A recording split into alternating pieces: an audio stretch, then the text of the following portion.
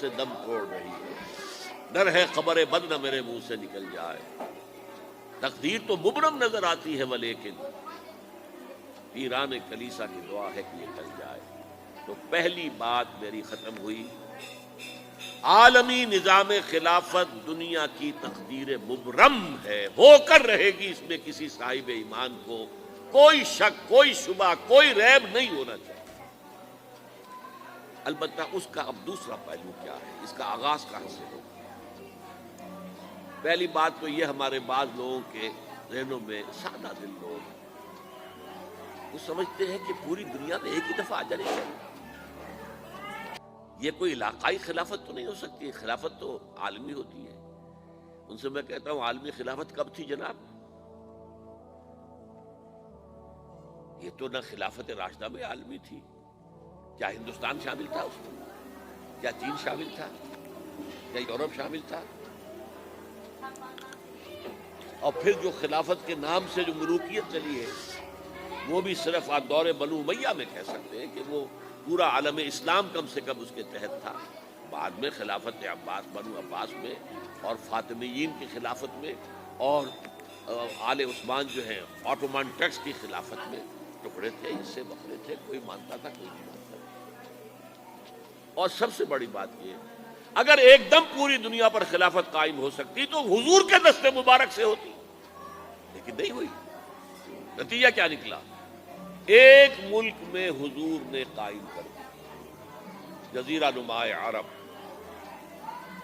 یہاں خلافت قائم ہو گئی، حضور خلیفہ ہے۔ اس کے بعد آپ کے خلفائے راشدین نے پھر اس کو وسعت دی، شرقاً غرباً شمالاً، 3 کالمز نکلے ہیں فوجوں کے، صحابہ کرام کے 3 کالمز، ایک ایسٹ ورڈ، ایک ویسٹ ورڈ، ایک نارتھ ورڈ۔ ایک عراق کو فتح کرتے ہوئے ایران میں پہنچ گیا، خراسان تک چلا گیا، ایک شام کو فتح کرتے ہوئے اور پھر سینائی پیننسولا سے ہو کر افریقہ میں داخل ہوا اور اٹلانٹک تک پہنچ گیا، تیسرا سیدھا شمال میں گیا، لیکن یہ زیادہ دور نہیں جا سکتا تھا، کوکیشین ماؤنٹینز آ گئے، کوہ قاف، اس زمانے میں تو یہ یوں سمجھیے کہ امپیسیبل تھا، کوہ قاف، لہذا وہاں اب بھی یہ ہوگا، کسی ایک جگہ سے شروع ہوگا پھر پھیلے گا، اس کے سوا کوئی چارہ کار ہے ہی نہیں۔ اگر ہر جگہ پوری دنیا میں ایک ہی وقت میں ہو سکتا تو حضور کے دست مبارک سے ہوتا صلی اللہ علیہ وسلم۔ اب وہ نقطہ کون سا ہوگا، نقطہ آغاز کون سا ہوگا؟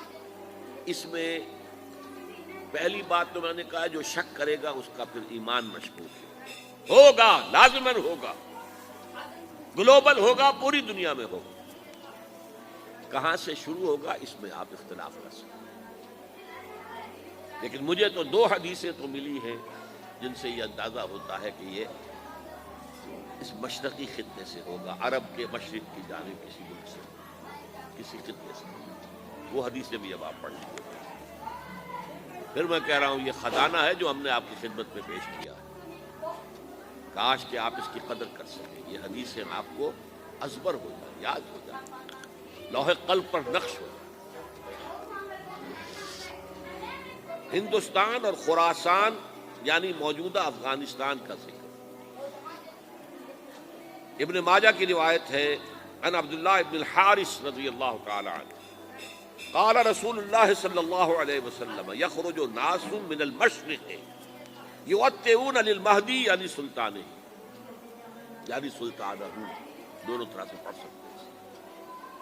حضرت عبداللہ ابن حارث فرماتے ہیں رضی اللہ تعالی عنہ کہ حضور نے ارشاد فرمایا، مشرق کی طرف سے وہ فوجیں نکلیں گی، لوگ آئیں گے جو عرب میں مہدی کی حکومت قائم کریں۔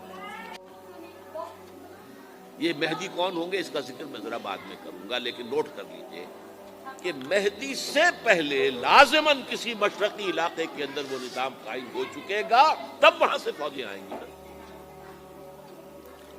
یہ مشرق کون سا ہے؟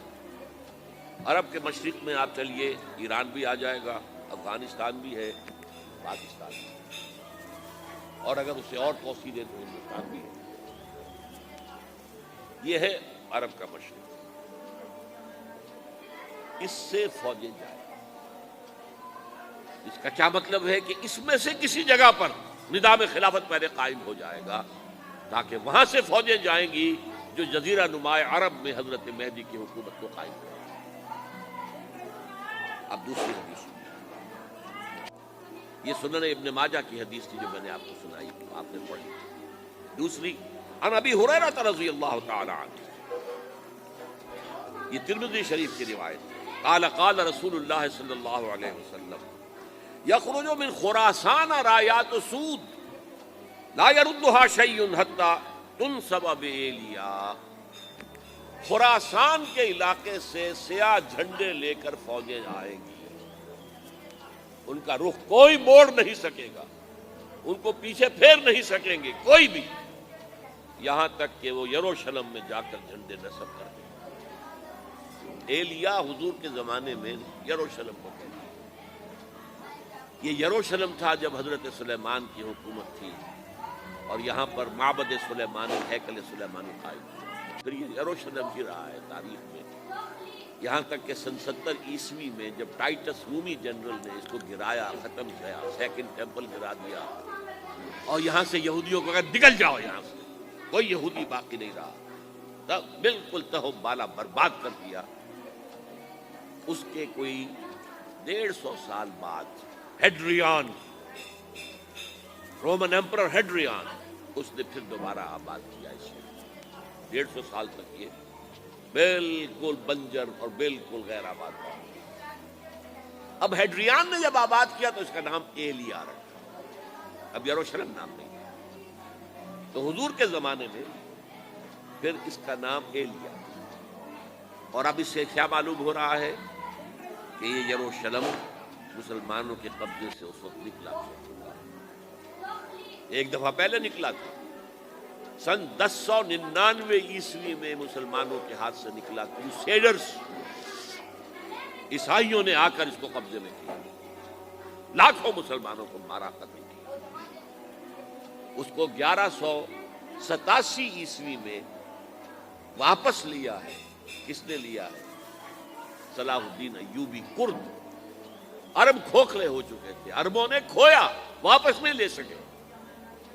بہت حکومت کر چکے تھے, 400-500 برس کی حکومت کر کے, اور ان کے عیش اور ان کے آرام, اب ان میں جان نہیں تھی کہ وہ واپس لے سکے. واپس لینے والا گرم کرد خون تھا, صلاح الدین ایوبی. تو گویا کہ اب آپ سمجھئے کہ 88 برس تک عیسائیوں کا قبضہ رہا یروشلم پر. اب 1967 میں یہودیوں نے قبضہ کیا ہے, اور اب 38 برس تو ہو گئے, 88 نہیں تو 38 برس تو ہو گئے. لیکن وہ دور آئے گا کہ اب پھر لیں گے. لینے والے عرب بھی نہیں ہوں گے, خراسان کے علاقے سے فوجیں آئیں گی. یہ خراسان کیا تھا؟ ایلیا تو میں نے آپ کو بتا دیا, یروشلم کا نام ہے. خراسان اس زمانے میں ایک بہت بڑے ملک کو کہتے تھے. کچھ حصہ پاکستان کا بھی اس میں شامل ہے, کچھ حصہ ایران کا بھی ہے. ایران کے اس حصے کو اب بھی خراسان کہتے ہیں, وہ ایک صوبہ ہے. خراسان ایک صوبہ ہے ایران کا, چھوٹا سا. پاکستان میں خاص طور پر یہ جو علاقہ مالاکنڈ ایجنسی کہلاتی ہے, اس سے اوپر جتنا علاقہ ہے, اور یہ جو واخان کی ایک پٹی آتی ہے اوپر, واخان افغانستان کی ایک پٹی سی دم سی چلی آتی ہے جو جا کر چائنا کی سرحد سے مل جاتی ہے. یہاں سے لے کے یہاں تک یہ جو مالاکنڈ کا وہ درہ ہے اور پہاڑ ہے, یہ بھی خراسان کا حصہ ہے. باقی تقریباً 2/3 آف افغانستان ساؤدرن حصہ نہیں ہے خراسان کا حصہ, یہ سیستان کہلاتا تھا, یہ خراسان نہیں ہے. لیکن یہ کہ اوپر کا 2/3 آف افغانستان, اور اس کے ساتھ یہ جو عرب جو اب یہ ترک ممالک آزاد ہوئے ہیں سوویت یونین کی ڈسولوشن کے ساتھ, یہ سارا علاقہ کہلاتا ہے خراسان بزرگ. السلام علیکم فرینڈز, آپ کو ہمارا ویڈیو کیسا لگا کمنٹس کر کے بتائیے. لائک کیجئے, شیئر کیجئے, سبسکرائب کرنا نہ بھولیے. ملتے ہیں اگلے ویڈیو میں. السلام علیکم.